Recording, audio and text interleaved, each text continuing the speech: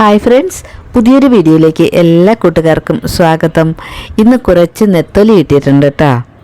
മാർക്കറ്റിൽ നിന്ന് വാങ്ങിക്കൊണ്ട് വന്നതാണ്. കുറച്ച് വലിയ നെത്തോലിയാണ്. അപ്പോൾ നെത്തോലി ക്ലീൻ ചെയ്യുന്നതും കറി വയ്ക്കുന്നതും ഫ്രൈ ചെയ്യുന്നതും ഒക്കെ ആയിട്ടുള്ളൊരു വീഡിയോ ആണ് ഇന്ന് ഞാൻ നിങ്ങളുമായി ഷെയർ ചെയ്യുന്നത്. അപ്പോൾ കൈ കൊണ്ട് തന്നെ തലയും വാലും ഇതുപോലെ ഇനി നുള്ളിയെടുക്കാം. ഇതിപ്പോൾ വലിയ നെത്തോലി ആയതുകൊണ്ടേ വാലിന് കുറച്ച് കട്ടി കൂടുതലായിരിക്കും. അപ്പോഴിങ്ങനെ നമ്മൾ ബലം പിടിച്ച് വേണം അതിങ്ങനെ പിരിച്ചെടുക്കാനായിട്ട്. ഇല്ലാന്നുണ്ടെങ്കിൽ കത്തി ഉപയോഗിച്ച് ഇതുപോലെ അങ്ങ് കട്ട് ചെയ്തെടുക്കുക കേട്ടോ. അങ്ങനെ എല്ലാം ഇതുപോലെ ഒന്ന് നുള്ളിയെടുത്തതിന് ശേഷം ഞാൻ കുറച്ച് ഉപ്പ് ഇതിലേക്കിട്ട് നല്ലതുപോലെ ഒന്ന് ഉരച്ച് കഴുകിയെടുക്കുകയാണ്.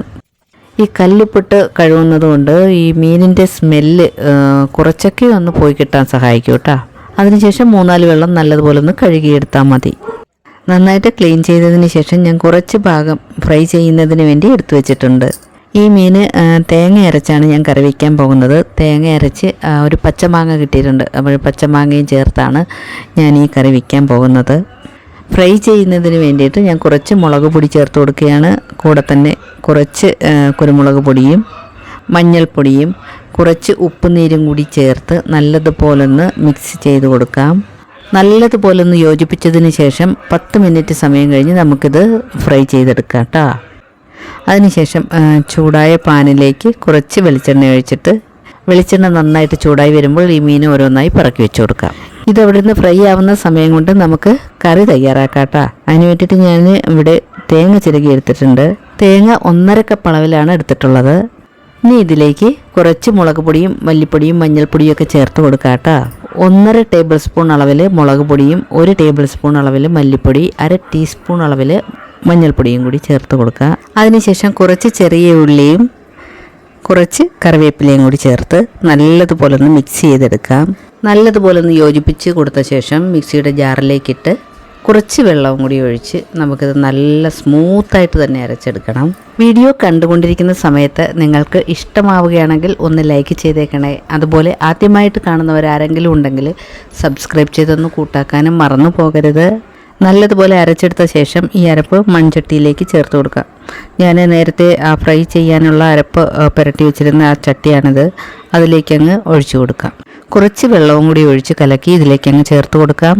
അപ്പോൾ ഈ കറിക്ക് ആവശ്യത്തിനുള്ള വെള്ളം ഇപ്പോൾ ചേർത്ത് കൊടുക്കാം. കറി കുറച്ച് തിക്കായിട്ടിരിക്കുന്നതായിരിക്കും നല്ലത്. ഇനി ഇത് സ്റ്റവിലേക്ക് വെച്ച് തിളപ്പിച്ചെടുക്കാം. ഈ സമയം കൊണ്ട് നമ്മുടെ നെത്തോലിയൊക്കെ ഒരു സൈഡ് ഫ്രൈ ആയി കിട്ടിയിട്ടുണ്ട്. ഇനി ഇതങ്ങ് തിരിച്ചിട്ട് കൊടുക്കാം. നെത്തോലിയൊക്കെ ഇവിടെ പാകത്തിന് തന്നെ മൂത്ത് കിട്ടിയിട്ടുണ്ട്, കരിഞ്ഞൊന്നും പോയില്ല. ഇനി ഇതിൻ്റെ മുകളിൽ കുറച്ച് വെളിച്ചെണ്ണയും കൂടി ഒഴിച്ചു കൊടുക്കാം കേട്ടോ. ഒരുപാട് തീ കൂടി പോകരുത്, ലോ ടു മീഡിയം ഫ്ലെയിമിൽ വെച്ച് കൊടുക്കാം. എന്നാലും നമ്മുടെ കറി ഇവിടെ ഹൈ ഫ്ലെയിമിലാണ് വെച്ച് കൊടുത്തിട്ടുള്ളത്. കറി ഒന്ന് തിളച്ച് വന്നിട്ടുണ്ട്. ഈ കറിയിലേക്ക് ഇടാനായിട്ട് പച്ചമാങ്ങ ഒരെണ്ണം ഞാൻ കട്ട് ചെയ്ത് വെച്ചിട്ടുണ്ട്. നല്ല പുളിയുള്ള പച്ചമാങ്ങയാണിത്. കറി നല്ലതുപോലെ തിളച്ച് വന്നിട്ടുണ്ട്. ഇനി നമുക്ക് നേരത്തെ അരിഞ്ഞു വെച്ചിരുന്ന ആ മാങ്ങ അങ്ങ് ചേർത്ത് കൊടുക്കാം. പച്ചമാങ്ങ ഞാൻ ഇതിലേക്ക് അങ്ങ് ചേർത്ത് കൊടുക്കുകയാണ്. കൂടെ തന്നെ അധികം എരിവില്ലാത്ത 2 പച്ചമുളകും കൂടി അങ്ങ് ചേർത്ത് കൊടുക്കാം.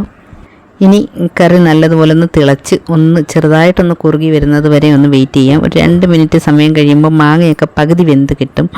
അതിനുശേഷം നമുക്ക് മീനും ചേർത്ത് കൊടുക്കാം. ഇപ്പോൾ ഞാൻ മീൻ ഇതിലേക്ക് ചേർത്ത് കൊടുത്തിട്ടുണ്ട്. മീൻ ഇടുന്ന വീഡിയോ അങ്ങ് മിസ്സായി പോയതാണ് കേട്ടോ. നെത്തോലി ചേർത്ത് കൊടുത്ത ശേഷം പതുക്കെ ഒന്ന് ഇളക്കി കൊടുക്കാം.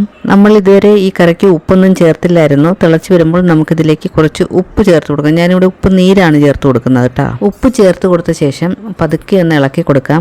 അതിനുശേഷം ഇത് അടച്ച് വെച്ച് ഒരു 2-3 മിനിറ്റ് സമയം വേവിച്ചെടുക്കാം. ലോ ടു മീഡിയം ഫ്ലെയിമിൽ വെച്ചിട്ട് വേണം നമ്മളത് വേവിച്ചെടുക്കാനായിട്ട്.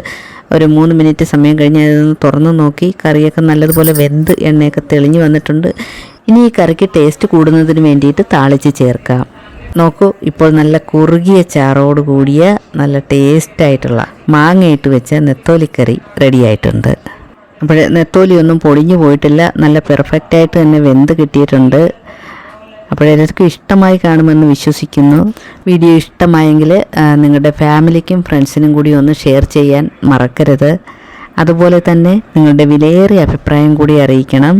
നിങ്ങളുടെ സപ്പോർട്ട് ഉണ്ടെങ്കിൽ മാത്രമേ എനിക്ക് മുന്നോട്ട് പോകാനായിട്ട് പറ്റുകയുള്ളൂ. സപ്പോർട്ട് ചെയ്തുകൊണ്ടിരിക്കുന്ന എല്ലാ കൂട്ടുകാർക്കും ഒത്തിരി നന്ദി.